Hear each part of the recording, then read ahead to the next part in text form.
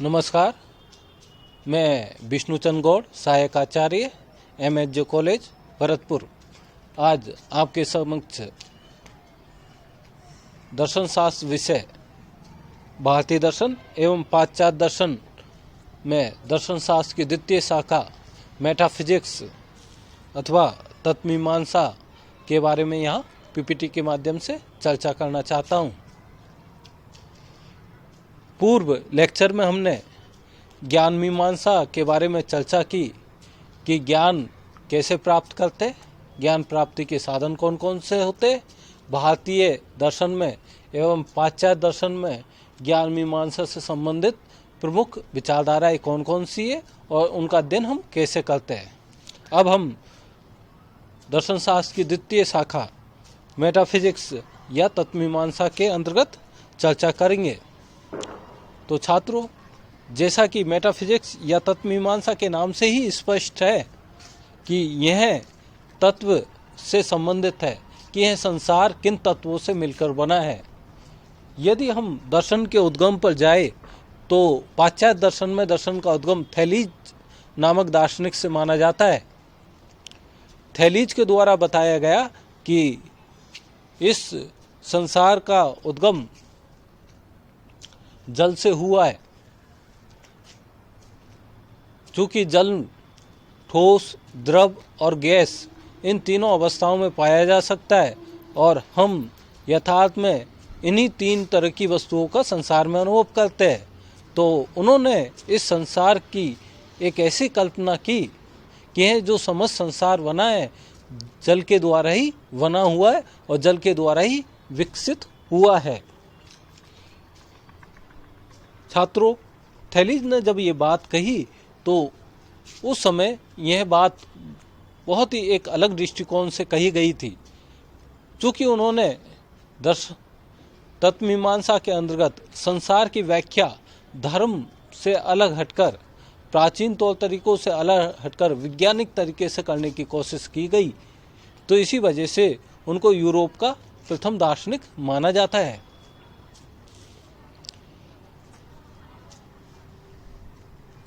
Metaphysics दर्शन शास्त्र की एक पारंपरिक शाखा है। अरस्तु के लिए तत्वमीमांसा शब्द का अर्थ था प्राथमिक दर्शन अर्थात फर्स्ट फिलॉसफी, सबसे सार्वभौमिक सिद्धांतों की चर्चा। तो मेटाफिजिक्स के अंतर्गत जब हम सिद्धांतों की बात करते हैं, यद्यपि विज्ञान का इस समय बहुत ज़्यादा विकास हो चुका है, लेकिन आज से सदियों पहले अरस्तु के समय टॉलेमी का सिद्धांत प्रचलित था, जो यह मानते थे कि पृथ्वी इस ब्रह्मांड का केंद्र है और अन्य जितने भी ग्रह, उपग्रह या सूर्य है, ये पृथ्वी के चारों ओर चक्कर लगाते हैं। तो टॉलेमी का भूकेंद्रिक सिद्धांत काफी समय तक प्रचलित रहा। उस समय इस संसार के उद्गम की परिचर्चा करने के लिए कई दार्शनिकों ने अपने विचार प्रकट किए। तो इस अरस्तु से पूर्व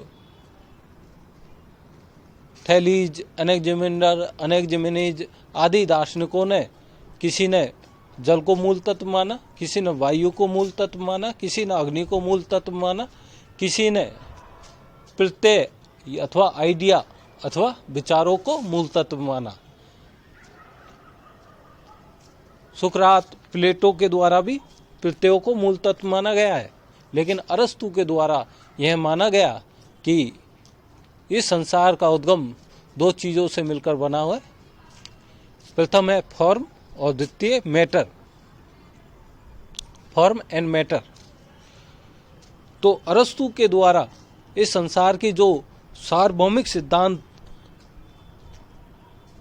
का अध्ययन किया गया, उन्हें तत्वमीमांसा के अंतर्गत अध्ययन किया जाता है। बाद में इस शब्द का एक और अर्थ प्रचलित हुआ कि वस्तुओं की प्रकृति के बारे में व्यापक सोच, अर्थात संसार में जितनी भी वस्तु पाई जाती है उनकी प्रकृति के बारे में एक ऐसी व्यापक सोच, एक ऐसी सकल दृष्टिकोण जिसके द्वारा इस समस्त संसार की व्याख्या की जा सके। तत्वमीमांसा से संबंधित कुछ प्रश्न है। वास्तविकता क्या है? सत्य क्या है? क्या वास्तविकता किसी प्रकार की पदार्थ या द्रव्य है? द्वितीय, क्या यह कोई एक वस्तु है अथवा यह कई वस्तु है? या यह कोई एक आत्मा है या कई आत्मा है? यदि यह एक है तो हमारे आसपास की कई चीज़ों से यह कैसे संबंधित है?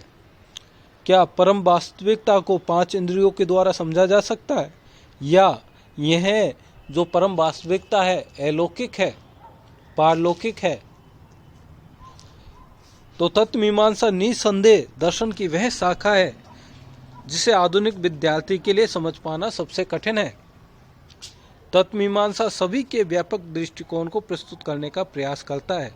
यह ऐसी समस्याओं से संबंधित है जैसे कि शरीर और मन का संबंध, परिवर्तन की प्रकृति, स्वतंत्रता, समानता, ईश्वर के अस्तित्व, व्यक्तिगत अमरता में विश्वास। तो हम यह देखते हैं कि तत्वमीमांसा के अंतर्गत हम संसार के वास्तविक स्वरूप को जानना चाहते हैं, और इसीलिए तत्वमीमांसा में हम समस्त संसार के बारे में अध्ययन करते हैं। यह अध्ययन कोई विशेष दृष्टिकोण से नहीं होता। विशेष दृष्टिकोण से अध्ययन तो विज्ञान का विषय है, जैसे कि भौतिक शास्त्र, रसायन शास्त्र, जीव शास्त्र इत्यादि। दर्शन शास्त्र के अंतर्गत तो हम एक ऐसी सामान्य परिकल्पना करना चाहते हैं जिससे हम इस समस्त संसार की व्याख्या कर सके कि यह संसार कैसे उत्पन्न हुआ, इस संसार का विकास कैसे हुआ, क्या इस संसार को चलाने वाली कोई एक अलौकिक सत्ता है अथवा ऐसी कोई सत्ता नहीं है, संसार का विकास स्वतः भौतिक मैटर या पुद्गल से हुआ है। तो इस तरह की समस्याओं का अध्ययन हम तत्वमीमांसा के अंतर्गत करते हैं। जब हम इस संदर्भ में भारतीय दर्शन एवं पाश्चात्य दर्शन के संदर्भ में चर्चा करते हैं तो भारतीय दर्शन के अंतर्गत हम 2 प्रमुख तत्व पढ़ते हैं। प्रथम है जगत संबंधी विचार और द्वितीय है आत्मा संबंधी विचार। जगत संबंधी विचार के अंतर्गत हम सामान्यतः यह मानते हैं कि इस संसार में 5 तत्व है: पृथ्वी, जल, तेज, वायु और आकाश, और इन्हीं 5 तत्वों से मिलकर संसार की समस्त वस्तुओं का निर्माण हुआ है। द्वितीय आत्मा, तो आत्मा के अंतर्गत भी हम सामान्यतः यह मानते हैं कि आत्मा हमारे शरीर से भिन्न एक ऐसी सत्ता है जिसका अस्तित्व हमेशा रहता है। कुछ लोग मानते हैं कि यह आत्मा स्वतंत्र होती है, अनेक होती है, और कुछ लोग मानते हैं कि यह आत्मा उसी परम तत्व का एक अंश मात्र है, लेकिन माया या भ्रम के वशीभूत होने के कारण वह उस सत्ता से अपने आप को अलग समझती है, और इसी वजह से वह संसार चक्र के चक्कर में पड़कर हमेशा दुखी रहती है। तो इसके अंतर्गत हम जगत संबंधी विचार और आत्मा संबंधी विचार भारतीय दर्शन में अध्ययन करते हैं। अब हम जब पाश्चात्य दर्शन के संदर्भ में चर्चा करते हैं तो पाश्चात्य दर्शन में भी इन्हीं 2 तत्वों का मुख्यतः अध्ययन किया जाता है कि प्लेटो, अरस्तु, एक्विनास इत्यादि दार्शनिकों ने जगत के संबंध में क्या विचार दिए और द्वितीय आत्मा के संबंध में क्या विचार दिए हैं। इसके अतिरिक्त पाश्चात्य दर्शन में एक और प्रमुख समस्या उठती है, वह है मन और शरीर से संबंधित, कि हमारा मन शरीर से कैसे संबंधित है। तो छात्रों, यहाँ मैं स्पष्ट कर देना चाहता हूँ कि भारतीय दर्शन में मन और आत्मा 2 भिन्न भिन्न पदार्थ माने गए हैं, और दोनों की स्वतंत्र, एक दूसरे से स्वतंत्र सत्ता मानी गई है, और इनमें भी आत्मा की यथार्थ रूप में सत्ता है, और मोक्ष प्राप्त करने के पश्चात मन एवं अन्य पदार्थों की सत्ता लुप्त हो जाती है। लेकिन पाश्चात्य दर्शन में मन और आत्मा पर्यायवाची के रूप में प्रयुक्त किए गए हैं। वहाँ मन को आत्मा ही माना गया है। तो पाश्चात्य दर्शन में हम आत्मा और शरीर या मन और शरीर से संबंधित 3 प्रमुख सिद्धांतों का अध्ययन करेंगे। जैसे कि हम आगे भी देखेंगे कि हमारा शरीर और मन एक दूसरे से क्रिया प्रतिक्रिया करता है, शरीर और मन एक दूसरे के समानांतर है, और ईश्वर ने एक ऐसी व्यवस्था बनाई है जिसके अनुसार मन और शरीर एक दूसरे से के प्रतिरूप है, एक दूसरे से सामंजस्य है। तो इनके बारे में हम पाश्चात्य दर्शन के अंतर्गत चर्चा करेंगे। तो छात्रों, हमने मेटाफिजिक्स अथवा तत्वमीमांसा के अंतर्गत भारतीय दर्शन एवं पाश्चात्य दर्शन में आगे हम क्या पढ़ेंगे इसके बारे में संक्षिप्त रूप से चर्चा की। निश्चित रूप से यह दर्शन का सबसे कठिन पार्ट है, लेकिन जब हम इनका विस्तार से अध्ययन करेंगे तो एक एक बात स्पष्ट हो जाएगी। अब जो तृतीय शाखा आती है वह है मूल्य सिद्धांत अथवा वैल्यू थ्योरी। अब भारतीय संदर्भ एवं पाश्चात्य दर्शन में हम इनका अध्ययन थोड़ा अलग अलग तरीके से करते हैं। भारतीय दर्शन में 4 पुरुषार्थ माने गए जो जीवन के परम ध्येय है, धर्म, अर्थ, काम और मोक्ष। इन चारों में जो संतुलन भारतीय संस्कृति में स्थापित किया गया वह अन्यत्र दुर्लभ है। भारतीय दर्शन में धर्म को प्रमुख माना जाता है और अर्थ और काम इनकी पूर्ति धर्मानुसार की जाती है, और इन तीनों से भी ऊपर मोक्ष को परम तत्व माना गया है। और यह माना गया है कि मनुष्य का जो परम ध्येय है वह मोक्ष की ही प्राप्ति है, जिसके द्वारा वह इस संसार चक्र से पूर्णतः छुटकारा पा सके और एक सच्चिदानंद की प्राप्ति कर सके, ऐसे परम आनंद की प्राप्ति कर सके जो बिल्कुल पूर्ण हो। लेकिन पाश्चात्य दर्शन के संदर्भ में जब हम नीति शास्त्र या मूल्य मीमांसा की चर्चा करते हैं तो वहाँ नीति शास्त्रीय विचार या सद्गुणों से संबंधित परिचर्चा का अधिक अध्ययन करते हैं। तो छात्रों, भारतीय दर्शन पाश्चात्य दर्शन की तुलना में अत्यधिक आध्यात्मिक दर्शन माना जाता है, लेकिन पाश्चात्य दर्शन में अध्यात्म के साथ साथ भौतिकवाद का भी अध्ययन किया जाता रहा है। और वहाँ यह माना गया है कि मनुष्य को निश्चित रूप से ज्ञान प्राप्ति के अधिक प्रयास करना चाहिए, और उस ज्ञान प्राप्ति के अनुसार हमें जीवन का जो निर्धारण है वह सद्गुणों के अनुसार करना चाहिए। सत्य, न्याय, अहिंसा, संयम इत्यादि के अनुसार उन्हें जीवन जीना चाहिए। वहाँ पर जीवन का जो परम उद्देश्य है भारतीय दर्शन की तरह मोक्ष नहीं माना गया है, वरन वहाँ जीवन का परम उद्देश्य ज्ञान माना गया है। इसी संदर्भ में हम यहाँ देख सकते हैं कि भारतीय संस्कृति में यद्यपि हम लोग गरीब हैं, विकसित देशों की तुलना में हमारे पास संसाधनों का अभाव है, लेकिन फिर भी आदमी या मनुष्य खुश है, ज़्यादा खुश है।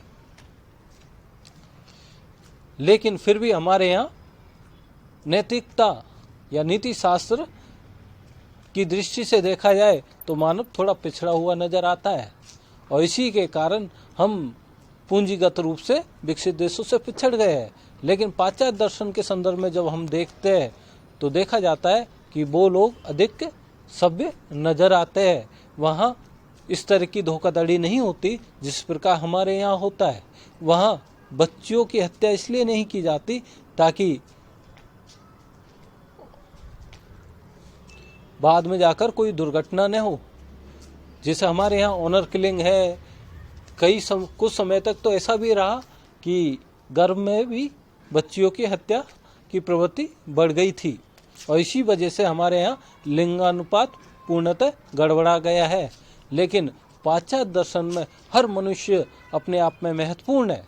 चूँकि वहाँ की जनसंख्या कम है तो सरकार वहाँ के नागरिकों को अच्छी सड़कें, मकान, स्वास्थ्य इत्यादि की सुविधाएं दे पाई है। लेकिन जब हम अध्यात्म की दृष्टि से देखते हैं तो वो लोग हमें भटके हुए नजर आते हैं। उनमें से बहुत सारे लोग मानसिक शांति की तलाश में हमारे तीर्थ स्थलों का भ्रमण करते पाए गए हैं, जैसे कि मथुरा, काशी, वृंदावन, जितने भी तीर्थ स्थान देखिए वहाँ पर बहुत सारे अंग्रेज भी हमें आज नज़र आते हैं। यहाँ तक कि कई लोग भारत में आकर ही पूर्णतः पारंपरिक रीति रिवाज से शादी करते हैं ताकि वह 7 जन्मों तक एक साथ बंधे रहे। तो हमारे यहाँ परिवार की जो व्यवस्था है, अध्यात्म के क्षेत्र में जो पूर्णता है, वह पाश्चात्य दर्शन में नहीं मिलती। और इसी प्रकार पाश्चात्य दर्शन में जो नैतिकता संबंधी विचार है, उनका भारतीय दर्शन में व्यवहार में अभाव पाया जाता है, चाहे हम सैद्धांतिक रूप में उन सिद्धांतों में पूर्णतः विश्वास रखते हैं। तो मूल्य सिद्धांत हमने यहाँ पढ़ा कि भारतीय दर्शन एवं पाश्चात्य दर्शन, इन दोनों के अंतर्गत हम क्या पढ़ेंगे। मूल्य सिद्धांत दर्शन की वह शाखा है जो मूल्यों का अध्ययन करती है। इसमें नैतिकता, सौंदर्य शास्त्र, सामाजिक एवं राजनीतिक दर्शन भी सम्मिलित है। नीति शास्त्र नैतिकता के सवाल के साथ ही चिंतन करती है कि मानवीय संबंधों में क्या सही है और क्या गलत है। नैतिकता के अंतर्गत हम 3 प्रमुख क्षेत्रों के बारे में अध्ययन करते हैं: वर्णनात्मक नैतिकता, आदर्शमूलक नैतिकता और अधिनीति शास्त्र। तो वर्णनात्मक नैतिकता के अंतर्गत हम मानवीय आचरण, उद्देश्यों, इच्छाओं, इरादों की सीमा के साथ साथ स्वयं से आगे निकलने की पहचान करना चाहते हैं। वर्णनात्मक नैतिकता व्यक्तियों के आचरण या व्यक्तिगत नैतिकता पर सामाजिक समूह के संचालन या सामाजिक नैतिकता, साथ ही राष्ट्रीय एवं नस्लीय समूह के सांस्कृतिक पैटर्न पर विचार करती है।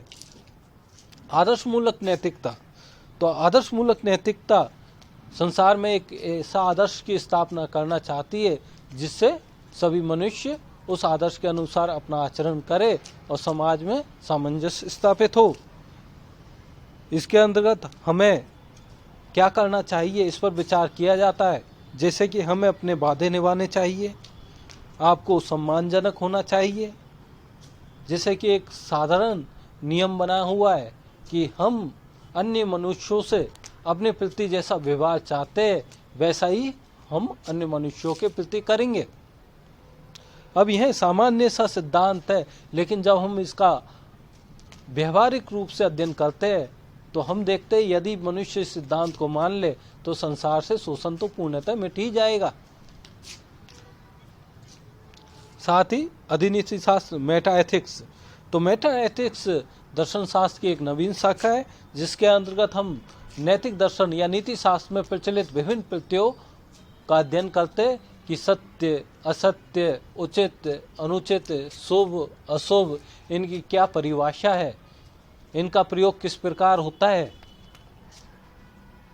तो अधिनीति शास्त्र शब्द और भाषा के विश्लेषण और अर्थ पर केंद्रित है और नैतिक कथनों को सही ठहराने के लिए हम जिस तरीके के तर्क देते हैं उनका अध्ययन भी इसमें किया जाता है।